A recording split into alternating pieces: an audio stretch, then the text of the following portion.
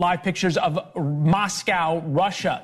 The president there, Vladimir Putin, has threatened the United States with nuclear war. And for the first time since the Cuban Missile Crisis, we are truly on the brink.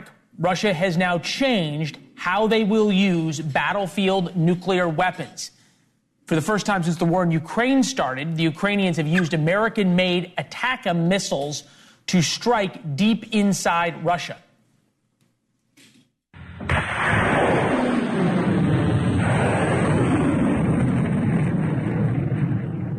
And more importantly, the Ukrainians want you to know that they have used them. Ambassador John Bolton is with us in a minute about the timing.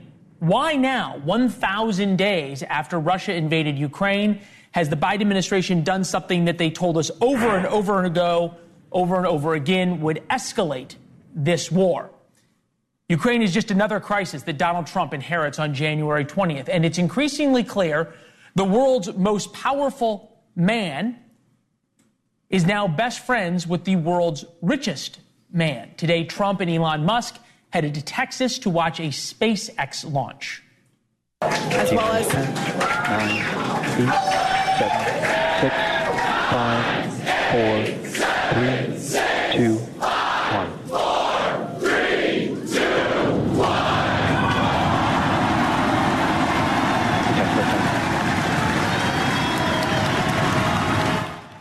Noteworthy, watching the launch right behind Donald Trump is none other than Ronnie Jackson, congressman for Texas.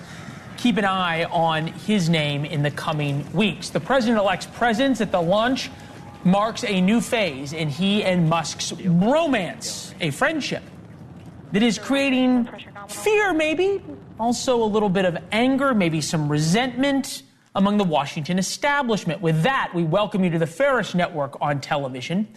First tonight, who is using who? You could call it a friendship, partnership, bromance, a marriage of convenience. Donald Trump and Elon Musk have been inseparable since Trump won the election on November 6th. So we'll just take a quick look back on some of their greatest hits together.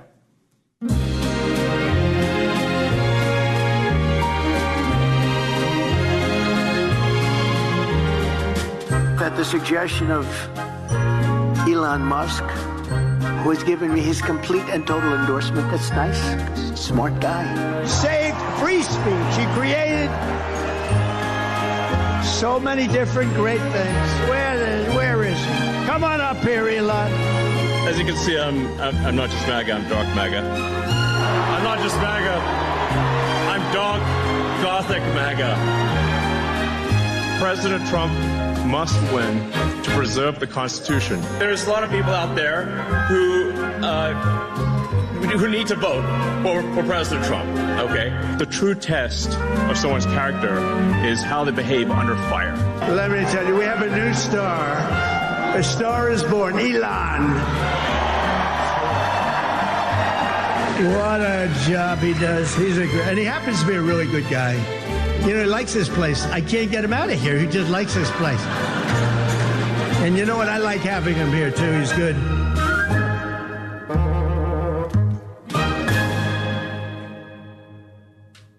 There's no such thing as a win-win in politics. So either Elon Musk is using Donald Trump or Donald Trump is using Elon Musk. Much of Musk's business fortune relies on the U.S. government, its contracts and regulators. To visualize this for you, we've put together a chart. The pyramid of profit. Musk's two main companies, Tesla and SpaceX, received a combined $15 billion from government agencies over the past decade. Contracts from the State Department, energy, commerce, veterans affairs, agriculture, transportation, defense, the list goes on. On the flip side, Trump has benefited greatly from Elon Musk's X. The cool kids still call it Twitter. Trump is using it to push his agenda. And depending on which network you watch, the bromance between Trump and Elon Musk represents either a grave threat to the democracy, the republic. To others, it's kind of a joke. The U.S. government is going to have to either, unwind from all of those contracts, or Elon Musk's companies are going to have to unwind from him. This is an tenable reality in national security terms. We're definitely going to be looking at the conflicts of interest. Elon Musk is perhaps the world's leading spreader of disinformation, including outright lies about hurricane relief, about illegal immigrants. It's a poker move for the ages for Musk, because autonomous now is going to get accelerated, I think, potentially 2 to 3 years. Musk has been in the room when world leaders have called Trump. And tonight we've learned he's also weighing in on staffing decisions. It's the Marvel Universe versus second-rate DC. Maybe, though, this is something new, or maybe it's not. Look back. President Bill Clinton had his longtime friend and close advisor, Mac McClarty. This is them during Clinton's re-election. Then there was George H.W. Bush and Jim Baker, close friends over decades, who served together in various positions. But neither made $60 billion off of the arrangements. In September, Musk's net worth went from $252 billion to $318 billion. Forbes says Musk's net worth increased by $4 billion just today. So it's hard to put your brain around this, but it might explain why Trump loves Musk so much. Elon Musk's net worth today grew by $4 billion. That's about the same amount Trump claims he is worth. Co-founder of Axios, Mike Allen, is standing by with his thoughts. We begin tonight with NewsNation's Robert Sherman, live for us at Mar-a-Lago, with a little more on just how close the two are. Hi, Robert.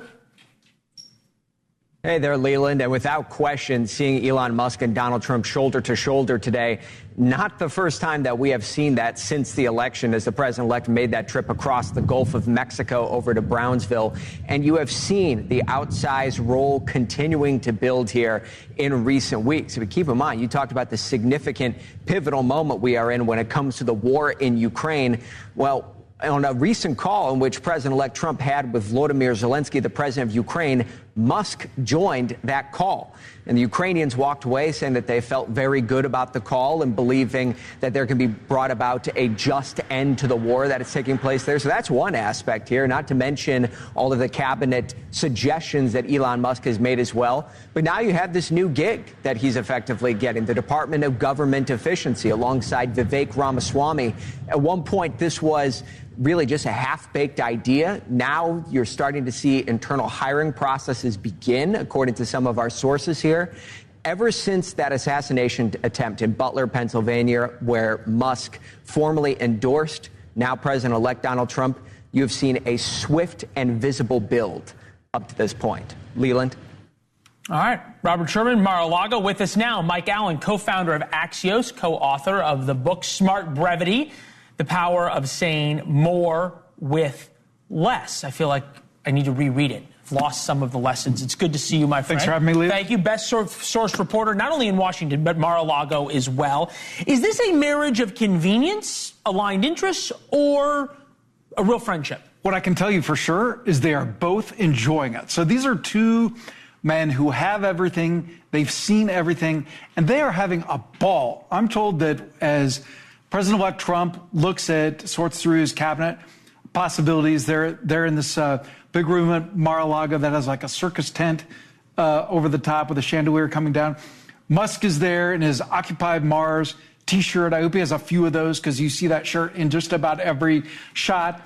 And Musk likes to free associate, so he just throws out ideas about how to rewire the government, how to cut the government.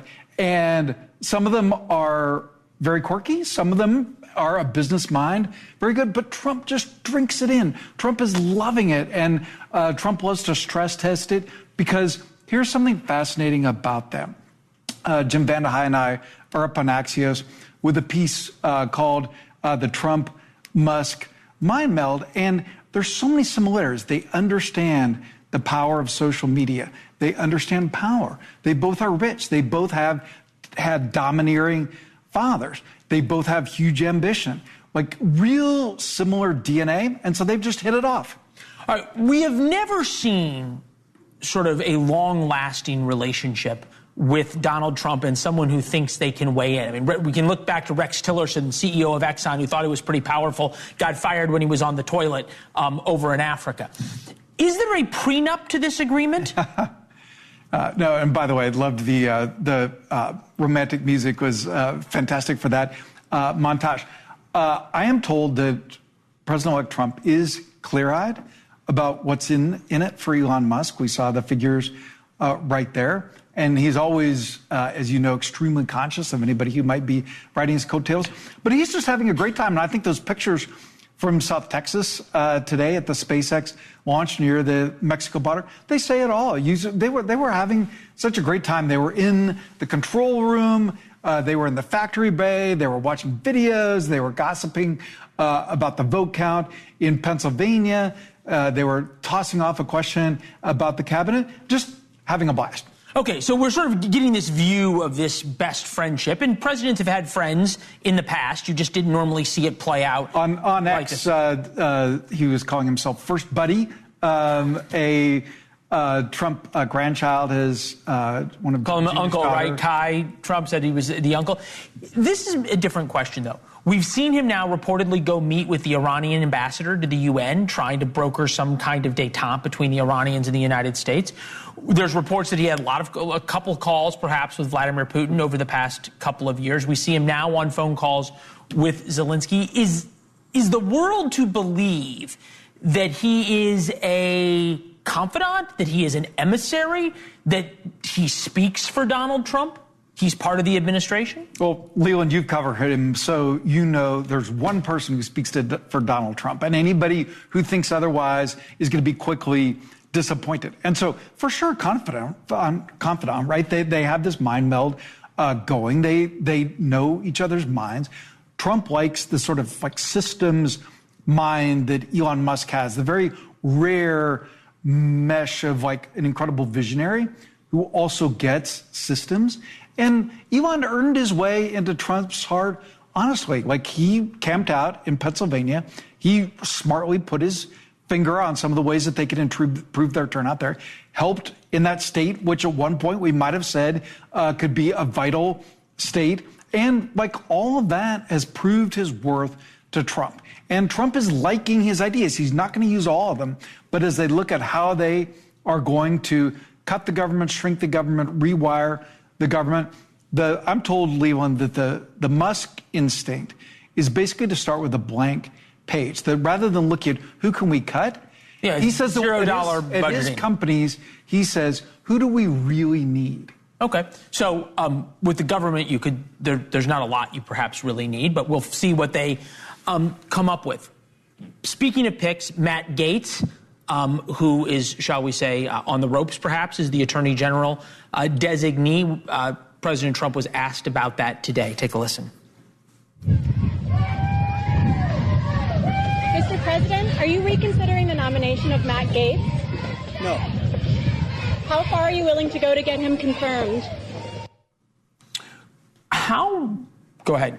No, I was just going to say something fascinating about that is you would expect him to say that, but Axios' Hans Nichols is up with the scoop that Trump has actually been calling senators specifically about Gaetz. And so I think that answers the question of whether he was a sacrificial lamb that was thrown up there. I can tell you that people close to the president are skeptical about former Congressman Gaetz making it to the finish line. But Trump is really trying, and he with all these controversial picks, he loves the fact that they're fighters and they're people like him who have issues with the institutions they're going to be put in charge of. And like Elon Musk, who wants to tear the institutions down. Thank you for your Mr. reporting. Allen, thank you very much, sir. Appreciate it. We first wrote about this in War Notes. Tomorrow in War Notes, you keep hearing the complaints about Matt Gaetz, the hits on Pete Hegseth. There's a new announcement about the Department of Education, Department of Transportation.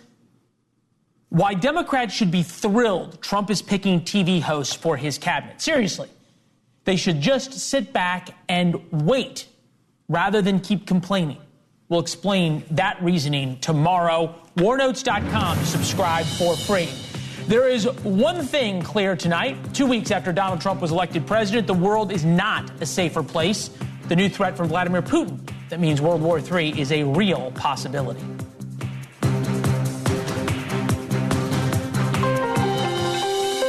My pictures, Moscow and Washington tonight, and not since the Cuban Missile Crisis. If the world's superpowers perhaps been closer to nuclear war. Vladimir Putin authorized the use of nuclear weapons not only against Russia's enemies, but those that help its enemies. That can only mean one thing: America's help for Ukraine. New York Times quotes Russia's new nuclear doctrine as saying aggression against the Russian Federation and or its allies by any non-nuclear state with the participation or support of a nuclear state is considered their joint attack.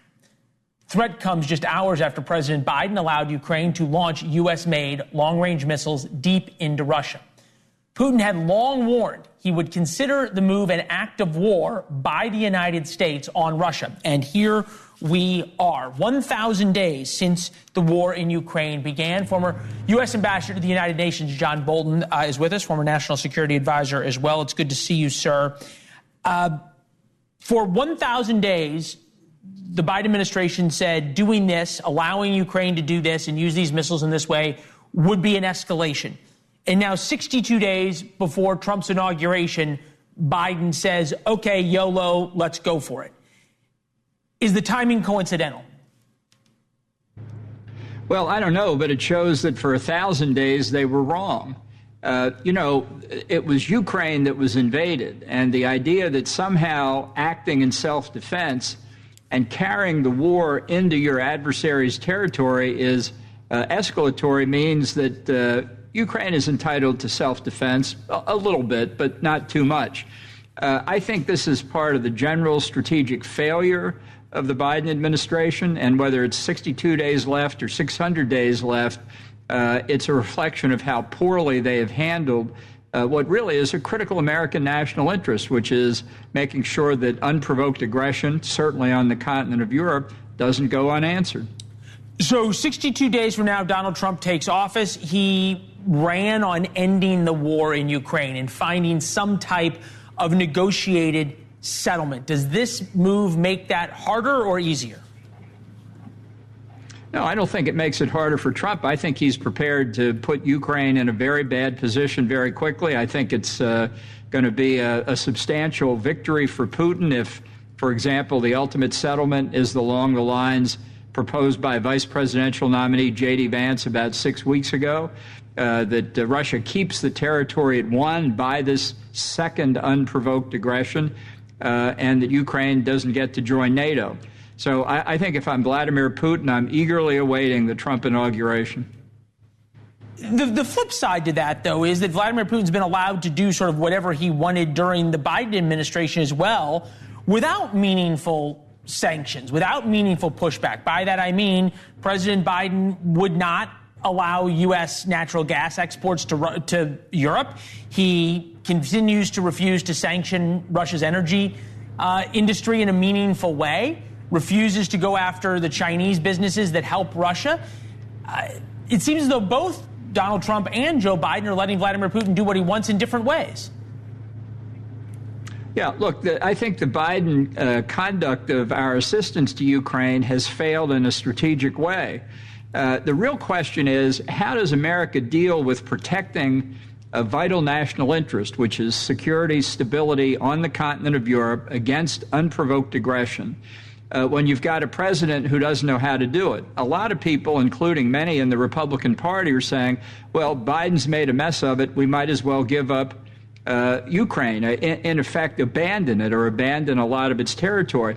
That, too, is going to cause harm to American national interest. It's been a very difficult period. People have had to grit their teeth while criticizing Biden because ultimately, even though he's doing it poorly, Ukraine's territorial integrity and sovereignty and protecting it, and inferentially NATO and stability in Europe, is still worth fighting through that incompetence. All right, so you've got a lot of things going on right now. You have the Swedes passing out pamphlets saying here's what to do in the event of nuclear war. You have the U.S. missiles now that can reach about 190 miles into Russia. That doesn't get you all the way to Moscow, but it gets you pretty close.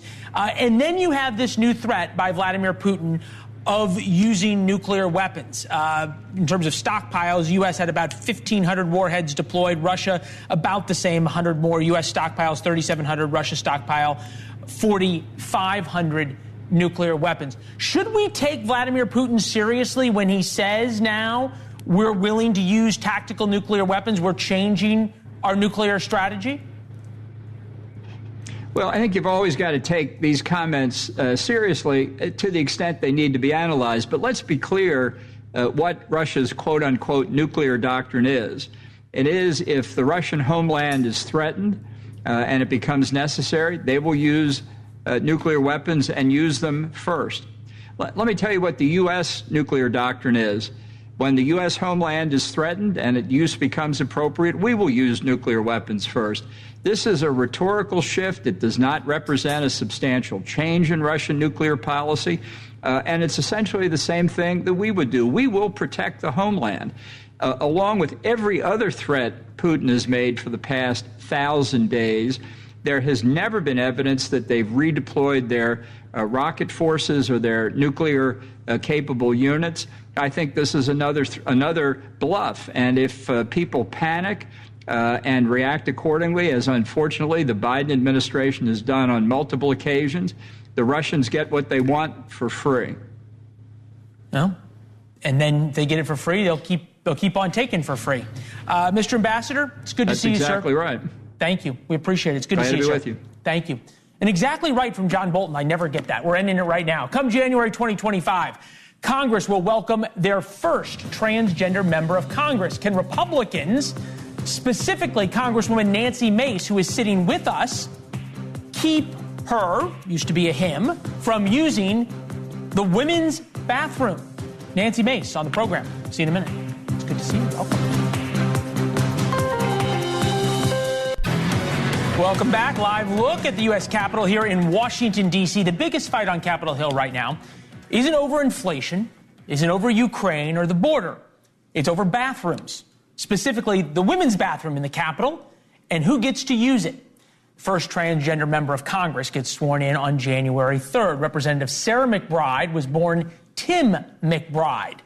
She is from Delaware. Republican Congresswoman Nancy Mace just introduced a resolution requiring all people on the Capitol grounds to use the restroom and locker room of their gender. You can see she is putting up a sign right there, biological women, their gender assigned at birth. As you can imagine, that has not gone over well with the Democrats. This is what we're doing. This is the lesson that you've drawn from the election in November. This is your priority, that you want to bully a member of Congress as opposed to welcoming her to join this body so that all of us can work together. Representative Nancy Mace, South Carolina Congresswoman, member of the Oversight and Reform Committee, is with us. Nice to see you, ma'am. Thank you very much. Well. I'm wondering if Hakeem Jeffries is missing the point. Was this the lesson of the last election? Well, clearly Hakeem Jeffries and the left didn't learn any lessons from the election 2 weeks ago. And it's the height of gaslighting to have this guy, a man, Hakeem Jeffries, try to bully me into submission. Look, I am a rape survivor. I'm a survivor of sexual violence and abuse. And I know how vulnerable women and girls are in private spaces. And the question at the end of the day is, do women have rights or not? I mean, this question must be answered. And it doesn't end on Capitol Hill. This stuff is going on all across the country. I'm going to file multiple bills on measures like this because I'm going to fight to protect women and girls. Like, this is not okay. And I'm someone who's very socially sensible, but at some point we have to draw a line with this insanity. And this is a big, fat red line for me. All right. So Sarah McBride has responded. This is a blatant attempt from far right-wing extremists to distract from the fact that they have no real solutions to what Americans are facing. We should be focused on bringing down the cost of housing, healthcare, childcare, not manufacturing culture wars. There's a few points here.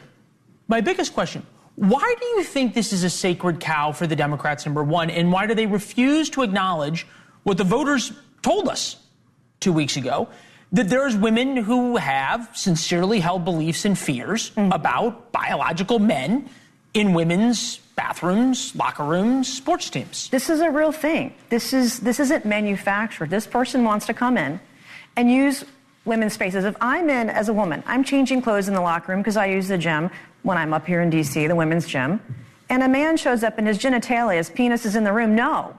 Like, it's not okay. Boy, I think that's the first time that's happened on the show, but okay. I mean, she can go to Planet Fitness where it's okay for a middle-aged man to be, in his boxers and have an underage girl in a towel, fearful in the corner. Not up here. I can't even, the idea of that is a trigger for me. I have PTSD from the abuse that I've suffered. And I'm going to do everything I can to protect women and girls. I know how vulnerable we are in private spaces. If you're changing clothes, men shouldn't be anywhere in the room, period. I find it hard. I find it hard to argue with you. I don't have a daughter, but I can imagine if I did, that's how I would feel. Mm-hmm. You're picking up on something that Donald Trump picked up on in the election. This was the most effective ad for Republicans. Take a listen. Every transgender inmate in the prison system would have access. Hell no, I don't want my taxpayer dollars going to that. Kamala supports transgender sex changes in jail with our money. Kamala even supports letting biological men compete against our girls in their sports. Kamala is for they, them. President Trump is for you. You say more bills? Yeah, absolutely. That means that this is going to extend beyond Capitol Hill 100%. to where? Well, I want it to extend to all federal property. I want it to extend that's national parks, that's any federal office, that's everywhere. And I also want to extend it to any educational institution or school or place of higher learning that gets any federal funding. I mean, this is only the start, and I'm not going to stop. They are threatening to kill me over this. Men that want to use women's restrooms are threatening to kill me over this issue. Good luck. I was the first woman to graduate from the Citadel, the Military College of South Carolina, and if we haven't met yet, I want all the bullies online to know you will not bully me into submission. I can't be threatened. You can't threaten my life enough. That means I'm just going to double and triple, quadruple down on this issue because I'm a girl mom. I employ women. I want to be sure that I protect women everywhere. And this fight doesn't end on Capitol Hill because I have a lot of women writing me in and saying, why is this allowed? Why are we going to prohibit this on the Capitol? But what are we going to do about the rest of the country? It's a fair question. The majority right now you guys have in the House is what? 3 votes, maybe 4 votes, depending. Mm-hmm. You think you're going to get every Republican on this on Capitol in the House? Fine. You're not going to get to 60 votes in the Senate. I want to see which of my male colleagues don't support women up here. I dare them. Like, this is a place where I want your vote. I want it on record. I want to know where you stand. Okay. You protect us. Do we have rights as women or not? And I'm going to fight like hell for this. This is not something that's okay. It's an absurd idea. And it's the height of hypocrisy and gaslighting to tell women, you lose your rights the minute a man walks in the room. I don't think so. We've only had the right to vote for just over 100 years. I'm not going to allow the radical left to set us back. And look, I voted for gay marriage not once, but twice. I'm very socially sensible. But this is about women's safety. It's about women's security. It's about women's privacy. And we have rights. Understood. Sherman-esque in your statement. Is there an irony of Republicans talking over and over about protecting women, supporting women, and at the same time going all in on Matt Gaetz for Attorney General? Well, he's never been charged with anything. The mainstream media wants hold on. No, he's not. Fair enough. He's never been. Hold on. No, that's not true. This is a Republican member of House, now a member of the Senate, a close ally of Donald Trump, talking about Matt Gaetz and the conversations he and Matt Gaetz had. Take a listen. This is a guy that the media didn't give a time of day to after he was accused of sleeping with an underage girl. And there's a reason why no one in the conference came and defended him, because we had all seen the videos he was showing on the House floor that all of us had walked away of the girls that he had slept with. He'd brag about how he would crush ED medicine and chase it with an energy drink so he could go all night. This is obviously before you got married. And so when that accusation came out, no one defended him, and then no one on the media would give him a time of the day. This isn't the mainstream media. This is Republicans who talked openly and actively about Matt Gaetz's bragging about sexual conquest and how he treated women and how he talked about women. Well, that's why there's a Senate confirmation process, which is very public. We'll have an opportunity to answer all of the Senate's questions, and everything's on the table. And everyone who's going to be an appointee of Donald Trump should answer the toughest of questions, and he'll have an opportunity to do that. That'll be part of the process. I don't hear you giving him your full-throated endorsement. I support all of Donald Trump's appointees and nominees for these positions. He's someone that I endorsed in the presidential primary in South Carolina. He supported me this election cycle, and I support him. And look, this is a guy that won more votes for a Republican nominee for president in U.S. history. This was a mandate, and I'm going to support some of the disruptors that need to be in Congress. If bureaucrats are threatening to quit, I think that's a good thing. Let's have some disruption. Let's save some taxpayer dollars. Let's cut spending. Let's deport those who are here illegally, and let's protect women. That's what I want to do. It's always good to see you. Thank you. Thank you very much. Robert Kennedy may be the wrong messenger, but the message is important. And we finally have an honest conversation about what causes autism, and more importantly, why so many experts don't want you to ask that question.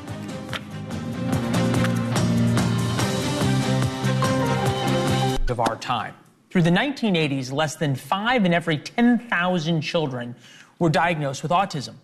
Now that number is 300 in every 10,000. Stunning. But if you dare ask why or push for answers, the scientific community quickly brands you a conspiracy nut. Suddenly you're part of the Robert F. Kennedy Jr. Club that believes vaccines cause autism. A lot of studies right now. Listen, I just want to know. Vaccinated children are healthier than unvaccinated children. Then I will put that study on my website, and I will quit my job. On the side that shows that autism is caused by vaccines, there's over 100 studies. Is there a peer-reviewed research document that you can point me to that determines there's a direct causal connection between the vaccines, which you're so critical of, and autism? Many. There's not really evidence that vaccines cause autism, but something is happening. You don't go from 5 in 10,000 to 300 in 10,000. We need to find out why. Founder of Escher Fund for Autism and the mother of 2 kids with autism, Jill Escher, writes in the Free Press, Trump, RFK, and the autism dilemma. Kennedy and the president-elect are asking why more kids like mine are disabled by autism. They have the real power to find answers, and it's not due to vaccines. Jill is with us now. Jill, thank you.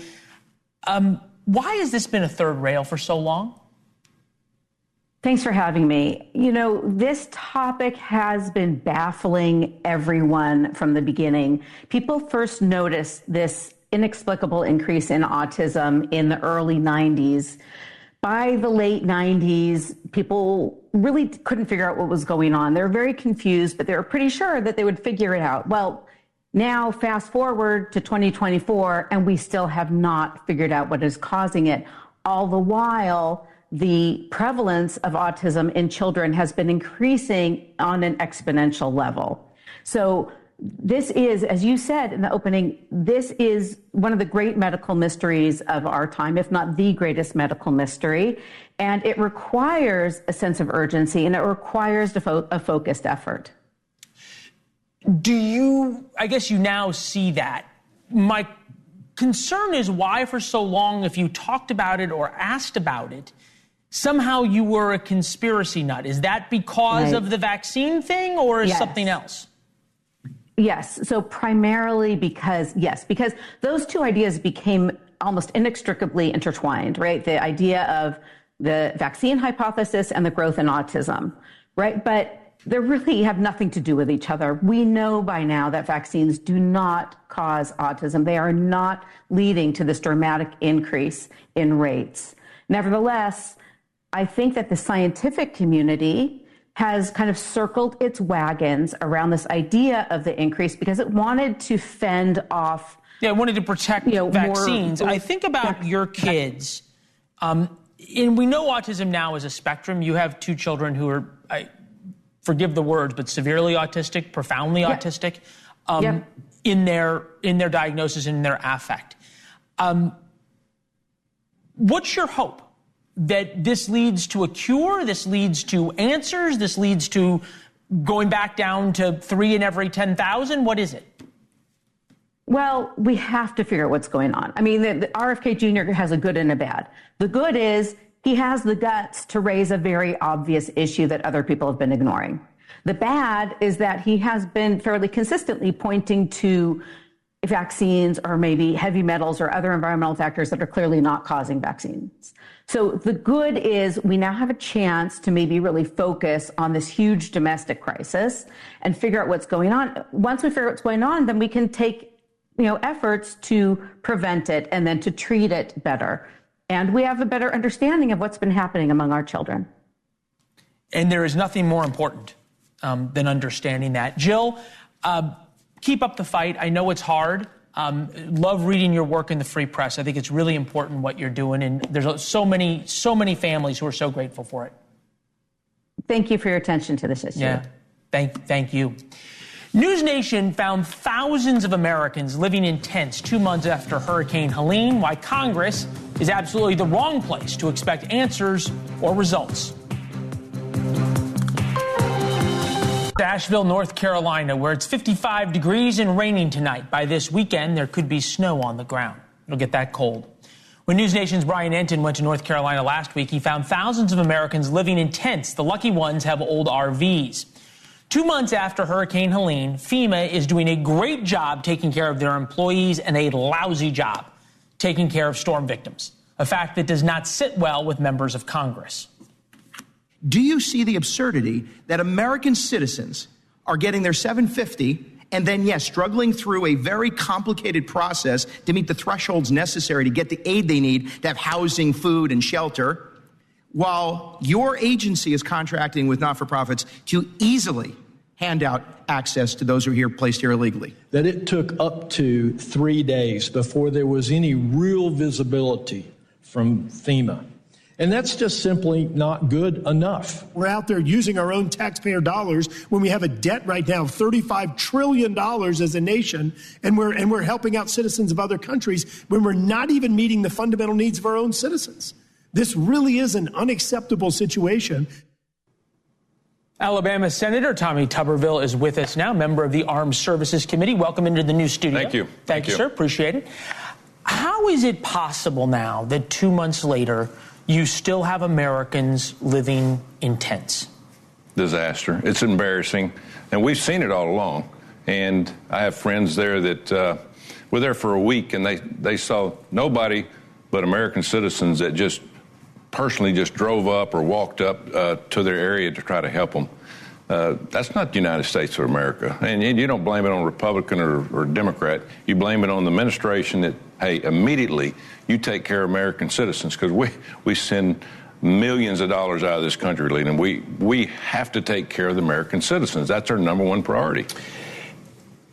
If this was a disaster on the south side of Chicago or in Philadelphia, Pennsylvania, would the response be the same? Would we still see tents months later? Yeah, unfortunately, you see politics play favorites. So you think this is political? Oh, no doubt about it. I don't think there's any doubt this was political. Why would you treat people like this? They're Americans. I don't care whether it's in Chicago or whether it's in the Highlands and in North Carolina. I mean, it makes no difference. But day late, a dollar short for the people in North Carolina. And I still have friends there that it total disaster. It's going to be months, maybe even years, before they even get their roads built back, much less building back homes or facilities of where they work. We have seen plans and discussion to massively cut FEMA's budget. Is the issue FEMA's cutting FEMA's budget, which is something you've talked about, or is the issue how that budget is spent? Yeah, well, since I've been here, every agency, it's all about the people within the agency, Leland. It's not really about how much money is given.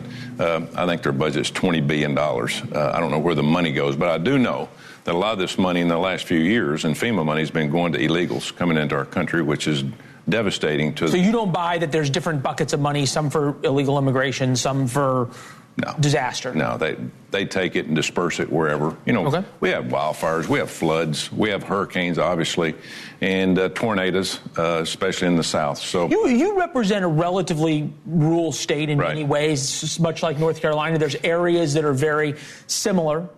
Folks in North Carolina have been forgotten. You just said that. We sent Brian Enton out last week up into the hills of North Carolina. One of the only reporters who stayed on the story. Here's what he found. We already have it so rough, and to not be able to get the financial and, help that we need it's really awful. Some just down the road have it even more awful, living in tents and small RVs with no power as winter approaches and temperatures now dip into the 30s. There's times we don't get fresh meat because there's no way to keep it cold. Because you got to choose between heating the house with a generator, especially the ones who have kids, and keeping the food cold. Makes you angry, makes you upset. Yeah. He also found the FEMA compound, which is this massive protected compound where all the FEMA workers stay inside air-conditioned, heated trailers, and they have 3 squares a day. Is it as simple as on January 20th, all this is going to change? It's called planning and have a plan intact. I was in 1991. I was coaching University of Miami. We had a huge hurricane come through, Andrew. And let me tell you something. The response was immediately there. We had probably 500 people killed. But it was totally devastation in South Florida. And I saw the difference there. And now, 30 years later or even more? We've gotten worse at this? Yeah. There was no plan here. There was no reaction. There was no sense of urgency. People, when people can't eat and they don't have water to drink and they don't have zero place to sleep, something has to be done immediately, whether it's tents, whether you bring in the military, you do something. But there was no attempt to do anything. None. Why? That would be a perfectly reasonable answer if we were talking about this 2 weeks after the storm, maybe a week after the storm. But it's 2 months. Is there any hope of accountability for these folks? Well, I would hope, but now we're, as you say, a couple months later, we're looking at some package for FEMA to pass. And I will tell you this, they want a big package that will, I don't know whether it'll pass or not. I don't know whether I'll vote for it, but only 40% of that package is going to FEMA. It's going, the other 60% is going to blue state mayors and governors to pay off their debts that they've wasted because they can't run a budget. That's the way they do. That's how they do things. I'm not talking about Democrats. Is they look for any possible way to take money out of a bucket to go somewhere else where they can help their voters or the people that take care of them first. All right. Senator, thank you very much. Thank you. Appreciate it. Thank you. Good to see you.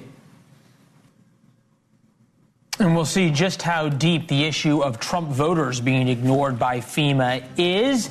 They're picking new cabinet members at Mar-a-Lago right now. Tomorrow in War Notes, warnotes.com to subscribe. Why Democrats should be thrilled with Trump's picks. Here's Chris.